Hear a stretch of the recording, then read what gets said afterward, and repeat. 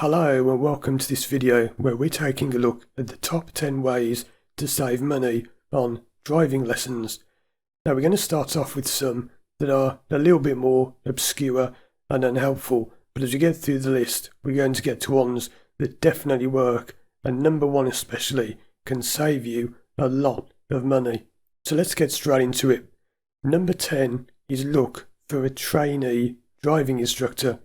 If you don't know about this, not all driving instructors are fully qualified.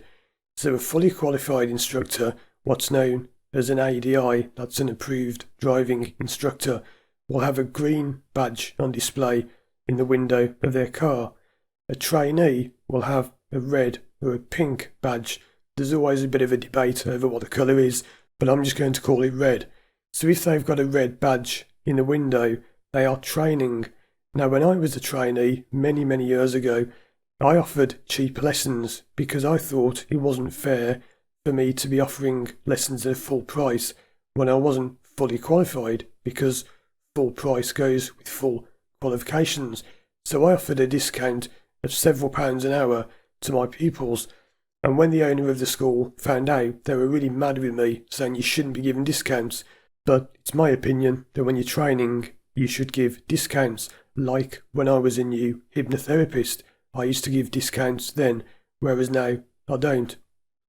Number 9 is offer them something. So you may be able to build websites, or maybe you've got a large following on social media. Maybe you're part of some kind of club or some private forum at work or anything like that where you know a lot of people who may want lessons. And you can offer them, say, look, if you were to give me a discount or free lessons, I could build you a website, I could do a video with you on my social media. There are still quite a few instructors who actually don't have websites and they're just not into social media. And it's a shame because that is how you get a lot of work. So always feel free to offer them something. Always ask and see. Number 8 is pay in advance for a discount. Some schools will offer you bulk booking discounts or block booking discounts. So if you pay for 10, 20, 30, even 40 hours in advance, you can get quite large discounts. You'll generally find that the very best instructors don't offer any kind of discounts at all because they simply don't need to. So it's always worth asking, even if they don't list them on the website, so never be afraid to ask. Number 7 is to actually ask for a discount. So like I just mentioned, many schools don't have these things listed on the website, but if you ask them, they'll actually give you a discount. Now this can be for any number of reasons.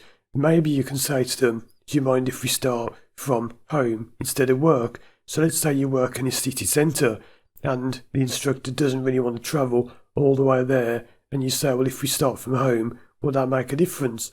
I've had that where I've said, you know what, if you can start from home, which is just a mile up the road from where I live, and I don't have to travel all the way into the city centre, then yeah, I'll tell you what, I'll give you £1 or £2 an hour off, because it's going to save me all that travelling and time. You can also ask for discounts in other ways. So maybe you have some kind of skill you can trade with them. Like for example, I mentioned before that people set up websites and do social media. I've had people that come to me and they are plumbers, and they've said to me, how about if you give me a couple of hours free, and next time you need a sink fixing or if you need your boiler servicing or something like that, I'll do it for free. Yeah, that's great, why not?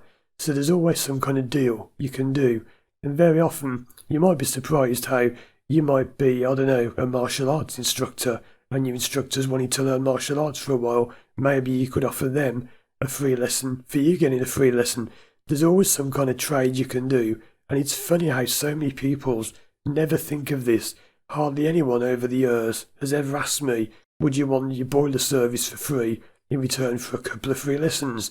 And it's surprising how many times instructors will actually do deals with you if you just ask them. You see, the reason I put this in as a separate point to the last one is if you don't ask, you don't get. So never be afraid to make your instructor an offer. And that leads us nicely into number 6. Number 6 is offer them a new pupil in return for something back.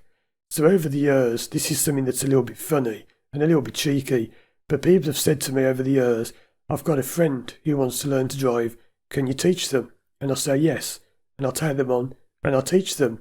And I think, well, that person really shot themselves in the foot there, because they could have said to me, I've got a friend, do you want to teach them? And in return, could I have an hour free? Or could I have a discount?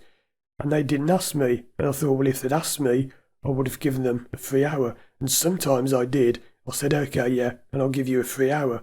Always be willing to ask for something in return. So why not say to your instructor, look, I know someone who wants to learn.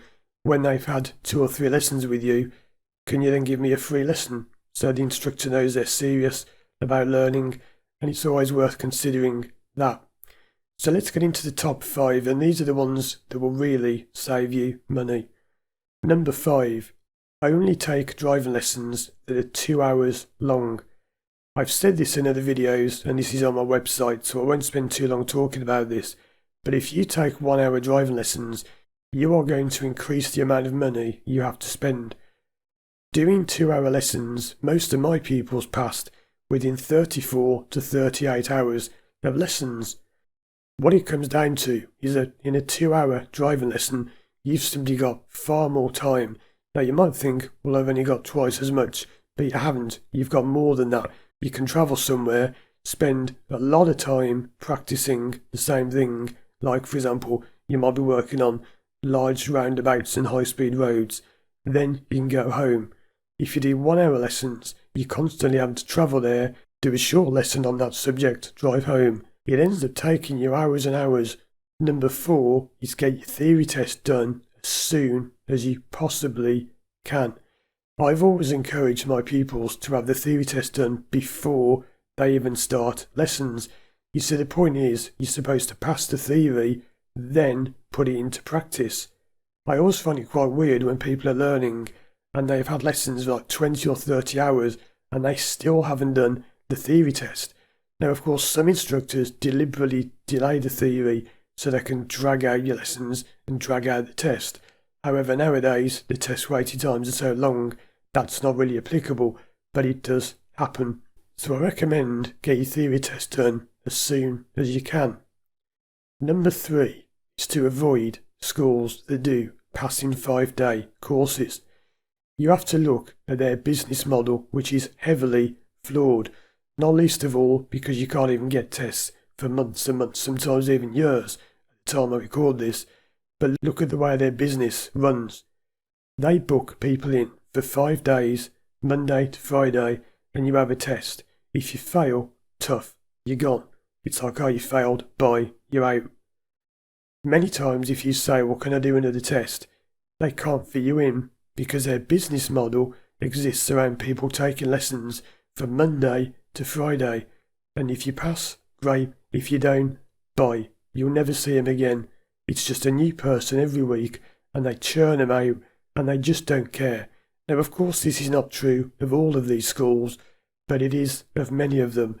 And the DVSA have been making moves for years to get rid of intensive courses. That is still rumbling on in the background, but I don't recommend ever learning in 5-day schools. And as for schools saying you could pass in 1 day or 2 days, yeah, make of that what you will. Number 2 can seem strange, but this is one of the most important ones of all. Spend a higher hourly rate on lessons and it will cost you less. Now, this is where a lot of people go wrong because people all think like sheep in the same way. They all think if I spend less, it will cost me less. It doesn't, because how many times have I met pupils over the years who have come to me having said they were doing 1 hour lessons for some cheap rate like £20 an hour, and they worked out how many hours they've had over months and years, and they've spent £2,000 on driving lessons. Now let's say that they came to me, and this would have been when I was charging, let's just say £30 an hour, and I could have got them through in 35 hours. That would have only cost them £1,050. So you see, they've had this cheaper hourly rate of £20 an hour, and they've spent £2,000. And I'm not making this up, these are real figures people have given me. If they come to me and they'd spent £30 an hour, they would have passed for just over £1,000. So they've saved roughly £1,000 by spending more per hour. It's false economy to think that you're going to spend less overall by paying a lower hourly rate. So before we get to number 1, I'm going to throw in a bonus one. So this is like 1.1, I suppose. This is to speak on driving lessons. I've mentioned this before, but you will not believe how many pupils just do not ever speak.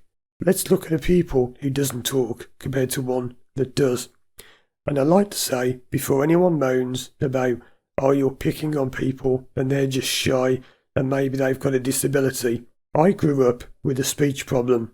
I went through years of speech therapy. I've had 2 operations in hospital where I've gone under general anaesthetic to help my breathing and my speaking and my voice. And I was also a very shy kid. So don't give me any of this rubbish about, oh, it's because they're shy, because they've got a problem.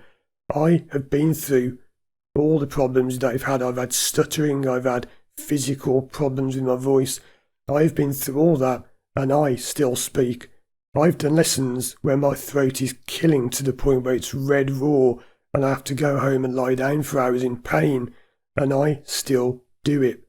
So don't give me any of this rubbish about, oh, it's because they're just shy and you're picking on them. If I can go through all that and speak, so can you. So a pupil who doesn't speak is like this. They get in the car and you say to them, hi, how you doing? So what do you want to work on today? So what? Did you hear me? What do you want to work on? What subject, what topic would you like to work on in today's lesson? That's what it's like. It's just silence. It's not just quiet. It's silence. And they just look at you with this dozy look. And if you get a response, it's something like, what? Right. These people are the worst people, and I won't even teach them. If you come to me and you get in the car not speaking and you can't be bothered, forget it. I won't teach you. Now let's have a look at how a pupil who speaks is so much easier to teach. So they get in the car and I say, hi, and they say, oh, hi, how you doing? And I'll say, yeah, I'm okay. So what do you want to work on today? And they'll say, oh, well, last time I think we worked on that thing about the moving off and the creeping forwards, but I didn't quite get it, so I'd like to do more on that. And I think if we could do it somewhere, maybe on a hill, maybe at traffic, maybe with some lights, because I found whenever I had to stop and move off again at lights, it was a bit difficult. Can you see the difference in those pupils? What do you think it's like for a driving instructor when they're on the way to a lesson and they've got what I call a silent bob? They sit there and you think, oh, no, I've got this person. 2 hours of talking to myself, 2 hours of dead silence, and this is what it's like doing a lesson with them.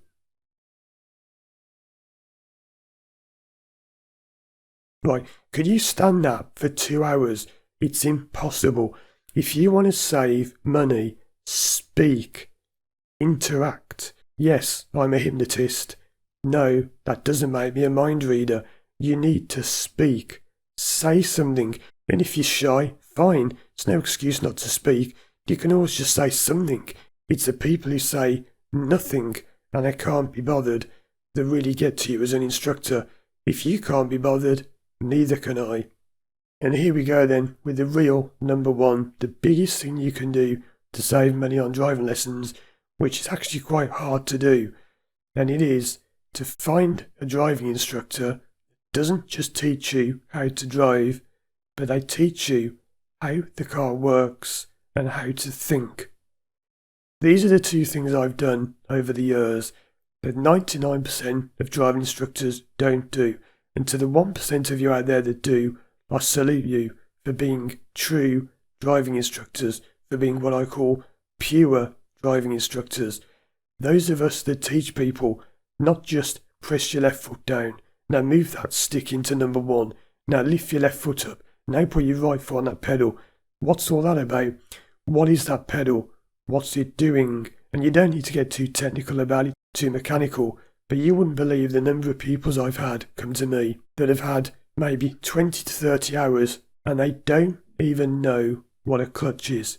They have never even seen a diagram. If you watch the videos of me teaching Lucy to drive from start to finish, one of the first things I do is explain what the clutch is, what it does, how it actually makes the car move. And I remember that's one thing that fascinated me when I was learning. I found this thing about the clutch connecting to the engine. And there's one thing that really got me is when I always thought, why is it called a clutch? And when I discovered it's because two plates clutch, grip together, that's why it's called a clutch. It fascinated me, and that was really the start of my road to becoming a driving instructor. So if you teach pupils what the car's actually doing, so not press the pedal, move the stick, do this, do that, what is it? Why are you actually doing that? The other part of number one is what I said about teaching pupils to think. So a common mistake driving instructors make is they instruct all of the time, and the pupils do really well on the lessons, and then they go for a test and they fail, and the instructor is baffled as to why they're failing.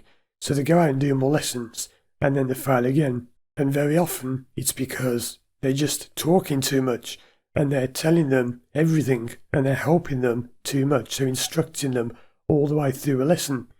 If you can't drive for at least 1 hour without your instructor talking, and yes, I know I said before about not talking, this is different, this is when you're practicing driving on your own. If you can't drive on your own for at least 1 to 2 hours without your instructor saying anything, you're not ready for a test and you'll be wasting your money. And it could be something little, like if your instructor has to say, oh, you're in the wrong gear. That's no good, because they might say, oh, well, it was only a one-off mistake. No, because that one-off mistake is exactly how you would fail your test. So you were sitting at lights, you're left in third gear, thinking you're in first, you move off and stall, the car behind nearly hits you, you then turn back on and stall again. That's how you're going to fail a test. And it's because your instructor was instructing you all of the time. Watch these other videos on the screen now for more help with your driving, more top 10s, and help overcoming driving anxiety. Thanks for watching, and as always, I'll see you again soon for more videos.